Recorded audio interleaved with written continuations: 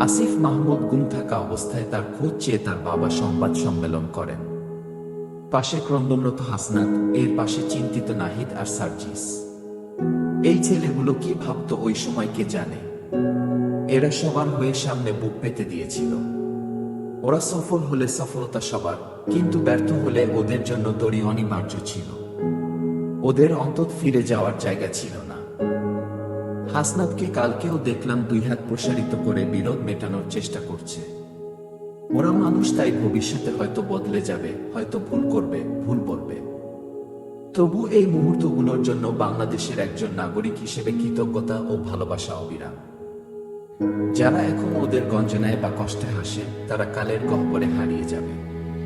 পৃথিবী ছোটখাট বেঈমান বা লোভীদের মনে রাখে না। পৃথিবী ছোটখাট বেঈমান বা লোভীদের মনে রাখে না।